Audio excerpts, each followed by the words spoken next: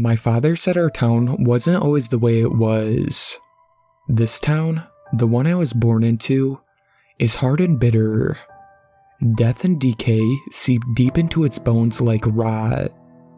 But he says when the mine ran rich and the silver was easy, it was a prosperous, happy place. People would come from far away to make it their home, and more came than left back then. Now though, all what's left of that time is only a faded glory, frozen into sepia memories of old photographs. The young ones say our town died when the silver dried up. People left, jobs vanished, and the town shriveled up as a form of self-protection. But the old ones know the truth.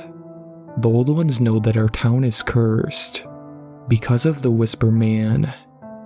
The first song that we were taught in school was the Whisper Man. It went like this.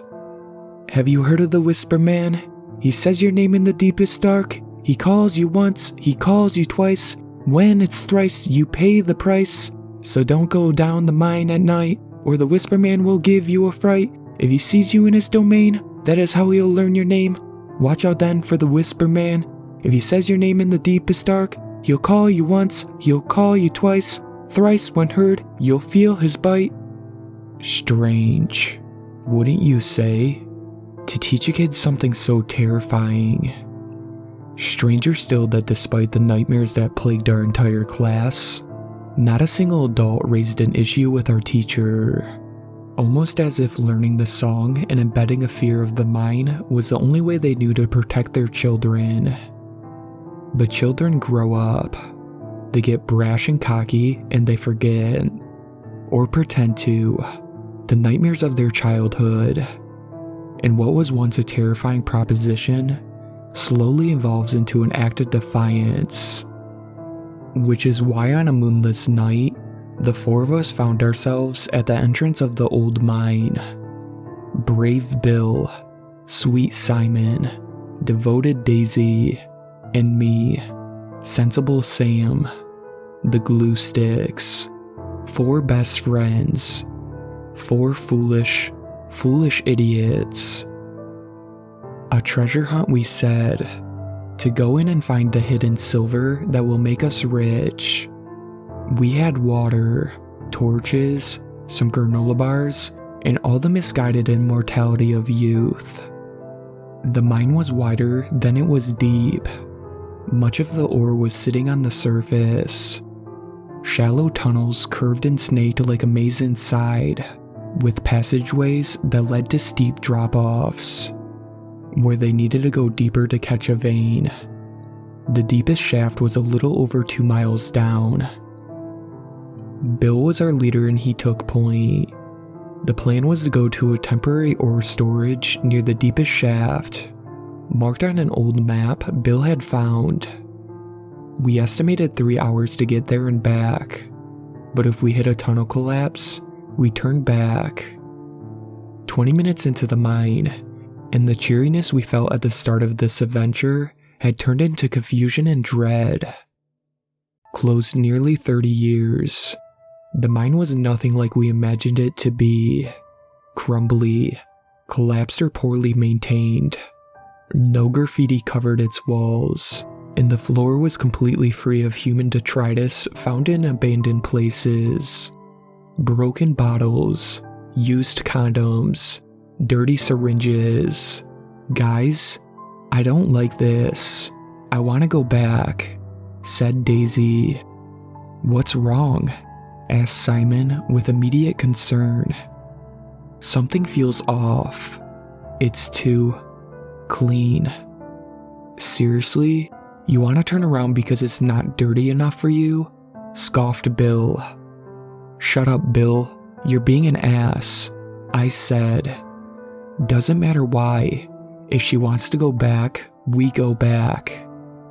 Well then turn back, he said angrily.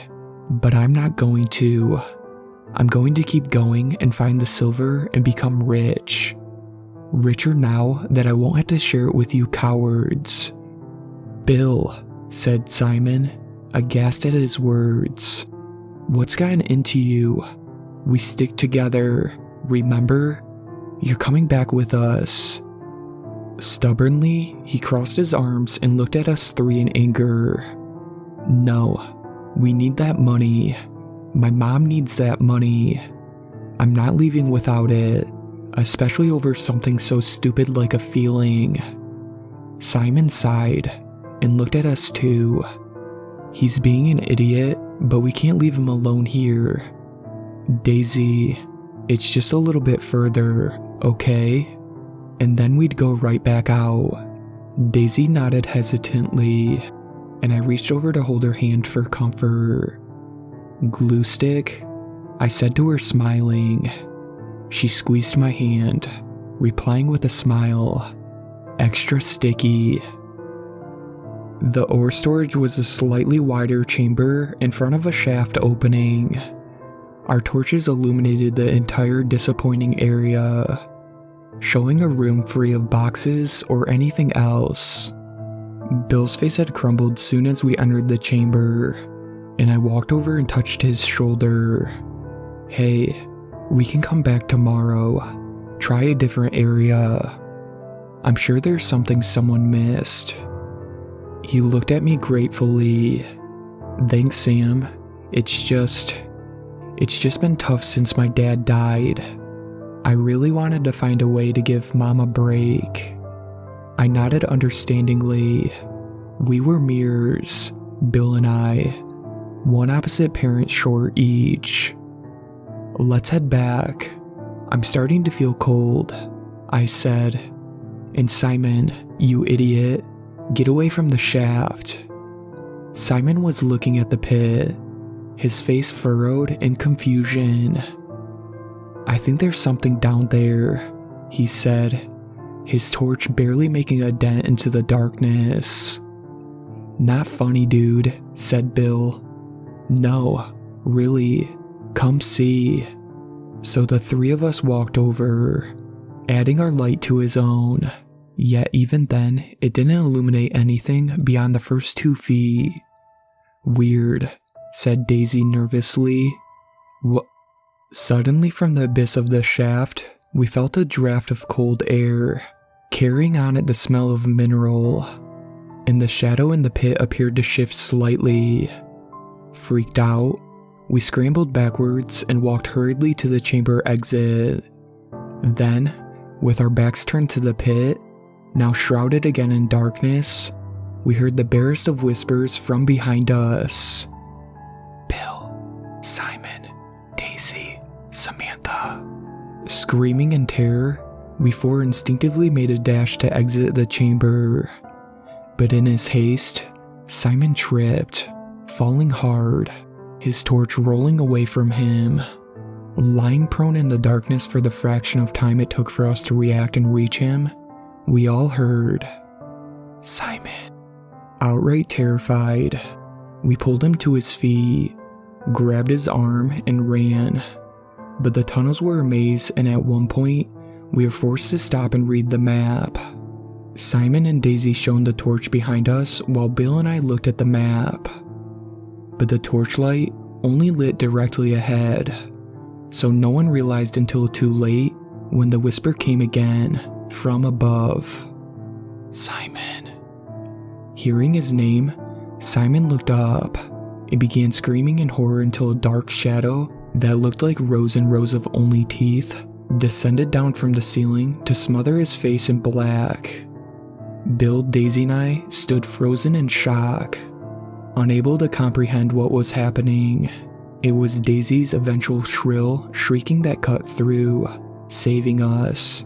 Yanking on her arm, I pulled her away from Simon until she could move again, and we three ran as fast as we could until we finally reached the mine entrance. I wanted to take a moment and stop and bawl my eyes out, but Bill refused. He insisted I go home and he'd take Daisy home. "Tell the old ones we saw the Whisper Man," he said, his voice choking back tears. "They know. They have always known, so they will also know what to do."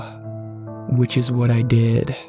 Soon as I got home, woke up Dad, wailing like a child to tell him what happened. My dad didn't say a word. He just hugged me tight, and I felt the wet of his tears on my cheek. We packed up and left the same night, not saying a word to anyone, not even Bill and Daisy, or even informing Simon's poor family. It was the first time I had ever left the town. Dad put over 1,000 miles between us and the mine, making our new home in a city that never slept, where its constant light and noise would act as a defense against the Whisper Man. For many years it worked, and I even grew to love the city, despite its harshness.